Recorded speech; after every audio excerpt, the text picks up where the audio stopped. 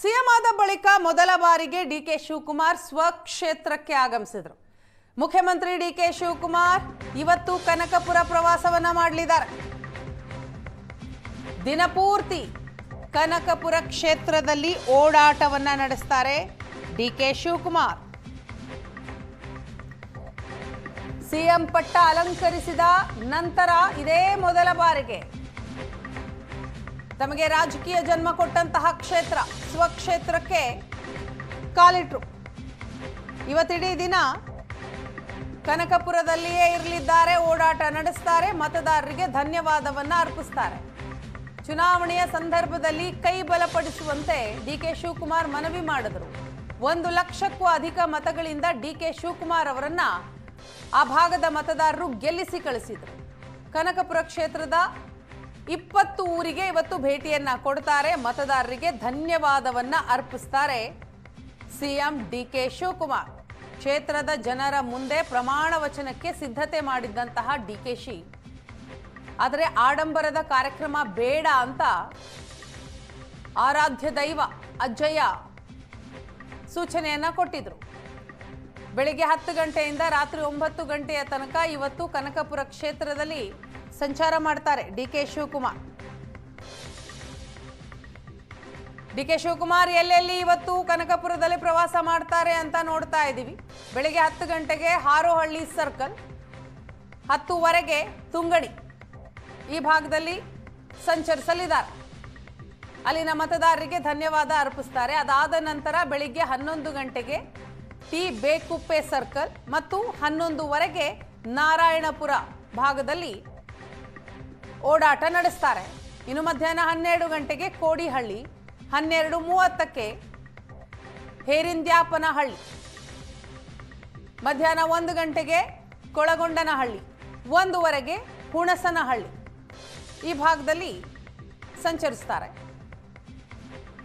ಇವತ್ತು ಡಿಕೆ ಶಿವಕುಮಾರ್ ಅವರು ಕನಕಪುರ ಭಾಗದಲ್ಲಿ ಯಾವ್ಯಾವ ಟೈಮ್ನಲ್ಲಿ ಎಲ್ಲೆಲ್ಲಿರ್ತಾರೆ ಅನ್ನೋದರ ಡೀಟೇಲ್ಸ್ ಅನ್ನ ನೀವು ನೋಡ್ತಾ ಇದ್ದೀರಿ.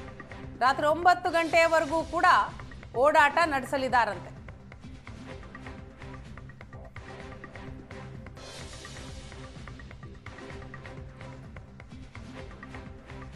ಡಿಕೆ ಶಿವಕುಮಾರ್ ಅವರ ಬಹುದಿನಗಳ ಕನಸು, ಬಹು ವರ್ಷಗಳ ಕನಸು ನನಸಾದಂತಹ ಸಂದರ್ಭ, ಅದನ್ನ ತಮ್ಮ ಸ್ವಕ್ಷೇತ್ರದ ಮತದಾರರ ಜೊತೆ ಹಂಚಿಕೊಳ್ಳೋದಕ್ಕೆ ಮುಂದಾಗಿದ್ದಾರೆ. ಮುಖ್ಯಮಂತ್ರಿಯಾದ ನಂತರ ಇದೇ ಮೊದಲ ಬಾರಿಗೆ ಕನಕಪುರಕ್ಕೆ ಭೇಟಿ ಕೊಡ್ತಾರೆ. ಅಲ್ಲಿ ಇವತ್ತಿಡೀ ದಿನ ಓಡಾಟವನ್ನ ನಡೆಸಲಿದ್ದಾರೆ. ಕಳೆದ ಬಾರಿ ಚುನಾವಣೆಯ ಸಂದರ್ಭದಲ್ಲಿ ನನ್ನ ಕೈ ಬಲಪಡಿಸಿ ಅಂತ ಮತದಾರರಲ್ಲಿ ಮನವಿ ಮಾಡಿದ್ರು ಡಿಕೆ ಶಿವಕುಮಾರ್. ಮತದಾರರು ಕೂಡ ಡಿಕೆ ಶಿವಕುಮಾರ್ ಅವರ ಕೈ ಬಿಡಲಿಲ್ಲ. 1 ಲಕ್ಷ ಮತಗಳ ಅಂತರದಿಂದ ಗೆಲ್ಲಿಸಿ ಕಳಿಸಿದರು. ಈಗ ಮತದಾರರಿಗೆ ಧನ್ಯವಾದ ಅರ್ಪಿಸೋದಿಕ್ಕೆ ಕ್ಷೇತ್ರದಾದ್ಯಂತ ಓಡಾಟ ನಡೆಸಲಿದ್ದಾರೆ. ಬೆಳಿಗ್ಗೆ 10 ಗಂಟೆಯಿಂದ ರಾತ್ರಿ 9 ಗಂಟೆಯ ತನಕ.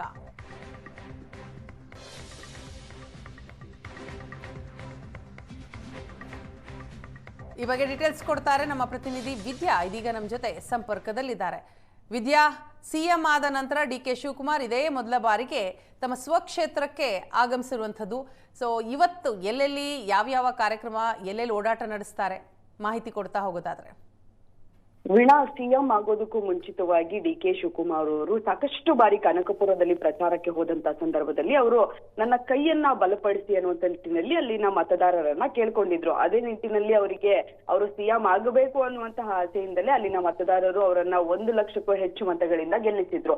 ಸೊ ಈಗ ಆ ಮತದಾರರ ಋಣವನ್ನ ತೀರ್ಸೋದಿಕ್ಕೆ, ಅವರಿಗೆ ಧನ್ಯವಾದವನ್ನ ಹೇಳೋದಿಕ್ಕೆ ಸಿಎಂ ಆದ ಬಳಿಕ ಮೊದಲ ಬಾರಿಗೆ ತಮ್ಮ ಸ್ವಕ್ಷೇತ್ರಕ್ಕೆ ಡಿಕೆ ಶಿವಕುಮಾರ್ ಅವರು ಇವತ್ತು ಹೋಗ್ತಾ ಇದ್ದಾರೆ. ಇವತ್ತು ದಿನಪೂರ್ತಿ ಅವರು ಕನಕಪುರದ ಬೇರೆ ಬೇರೆ ನಗರಗಳಲ್ಲಿ ಅವರು ಓಡಾಟವನ್ನ ನಡೆಸ್ತಾರೆ. ಬೇರೆ ಬೇರೆ ಸ್ಥಳಗಳಿಗೆ ಅವರು ಭೇಟಿಯನ್ನ ನೀಡಿ ಧನ್ಯವಾದವನ್ನ ಅರ್ಪಿಸುವಂತದ್ದು. ಸೊ ಬೆಳಗ್ಗೆ 10 ಗಂಟೆಗೆ ಹಾರೋಹಳ್ಳಿ ಸರ್ಕಲ್ ನಿಂದ ಈ ರ್ಯಾಲಿ ಶುರುವಾಗುತ್ತೆ. ರ್ಯಾಲಿಯ ಮುಖಾಂತರ ಡಿಕೆ ಶಿವಕುಮಾರ್ ಅವರು ಕನಕಪುರದ ಬೇರೆ ಬೇರೆ ಸ್ಥಳಗಳಲ್ಲಿ ರೌಂಡ್ ಅನ್ನ ಹಾಕ್ತಾರೆ.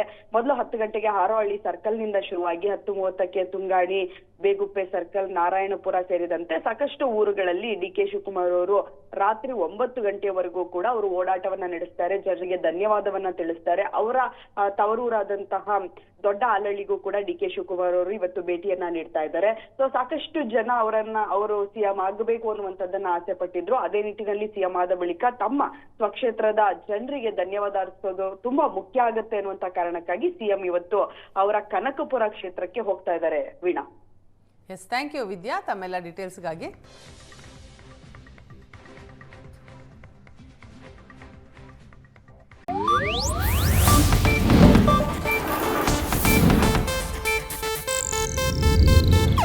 ಇದು ಏಷ್ಯಾನೆಟ್ ನ್ಯೂಸ್ ನೆಟ್ವರ್ಕ್ ಪ್ರಸ್ತುತಿ.